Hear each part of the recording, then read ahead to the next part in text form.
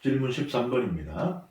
하느님께서는 맏배, 맏아들을 봉헌하라고 하시는데 이것은 맏아들이 축복을 받았다고 보기보다 동생들이 축복을 받은 것으로 보이는데 그 이유는 무엇인가요?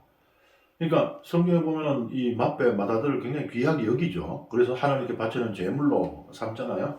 그런데 성경에 보면은 맏이가 아니고 이 차남이나 혹은 다른 아들이 더 복을 받는 경우들이 종종 나온단 말이에요.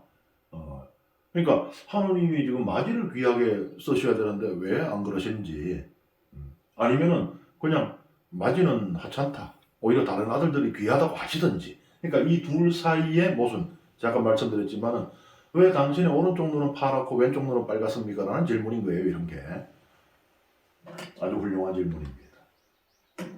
실제로 그런 예들이 많이 나와요. 이스마엘이 맏이고 이삭이 차남인데 아브라함의 장자권을 계산한 것은 이삭이죠.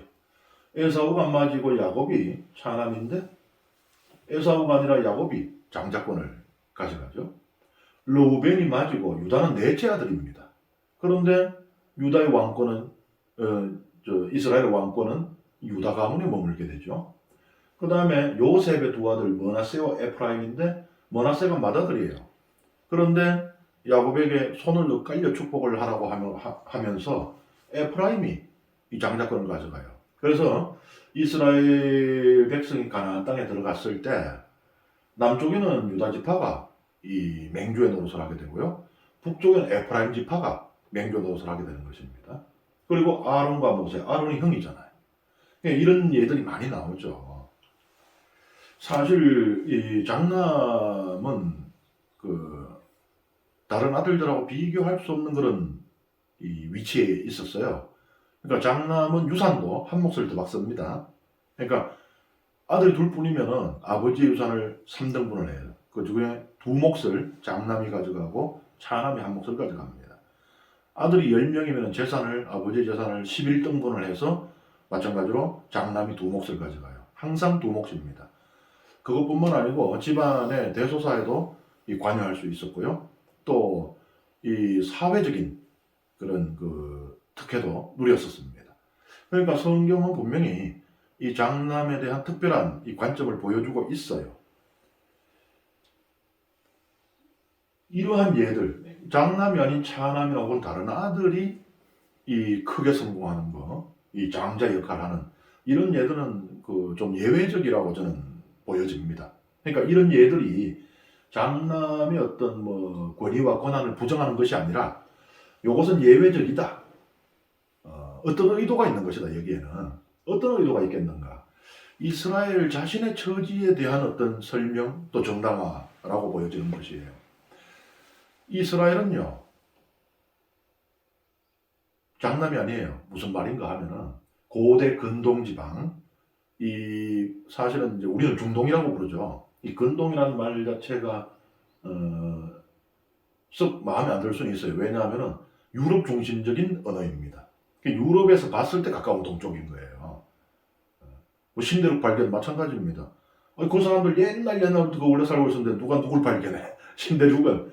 그러니까 다 이제 유럽 중심적인 언어인데 뭐 언젠가는 그런 것도 좀 이렇게 균형 잡힌 언어로 바뀔 필요도 있겠죠. 우리가 뭐 장인, 정상인, 이것은 정상인이면 그럼 장인은 비정상인이라는 얘기잖아요. 그게 바뀌었잖아요.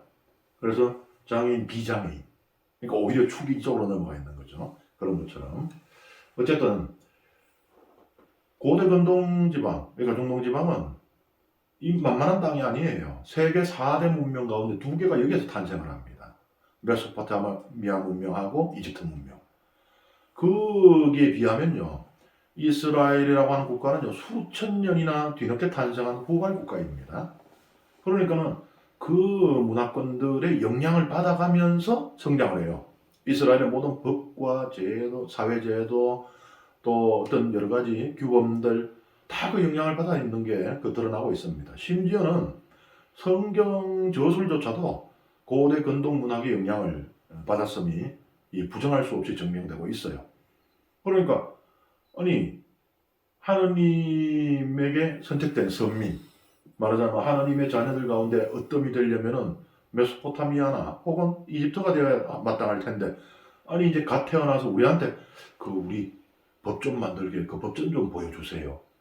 아유 우리 성경 속에 그 지혜 문학 좀 가져갈랍니다. 이러는 니들이 어떻게 말하자면 하나님의 맏아들이 될 수 있느냐? 라는 질문에 대한 이 답이라고 봐야 됩니다. 하나님께서 선택하시면 된다는 거예요. 장자들이 문제가 있어가지고 아니고요. 아니 에사와 야곱 같은 경우는 어떻습니까? 이 야곱 봐요. 완전히 사기꾼에다가 욕망으로 똘똘 뭉친 인간, 뻔뻔하게 짝이 없고 결국은 자녀들까지 차별해가지고는 형제들끼리 고륙 상정의 그런 이 위기를 겪게 만드는 야곱이 훌륭합니까? 그래서 야곱이 장자권을 계승할 만한 거예요? 아니잖아요. 하느님께서 하시면 하는 거예요. 탈출기 33장 19절에 뭐라 그럽니까? 나는 내가 자비를 베풀려는 이에게 자비를 베풀고 동정을 베풀려는 이에게 동정을 베푼다. 하느님의 절대적인 자유, 하느님의 절대적인 주권에서 나오는 절대적인 자유, 하느님의 선택입니다. 그래서 이스라엘, 너희는 보잘것없다.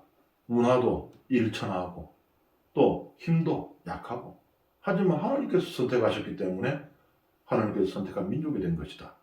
이 세상 전체의 구원을 위한 사제의 백성이 된 것이다. 라는 이야기를 하기 위해서 이러한 마지가 아닌 이에 대한 선택이 들어가 있다고 볼 수 있습니다.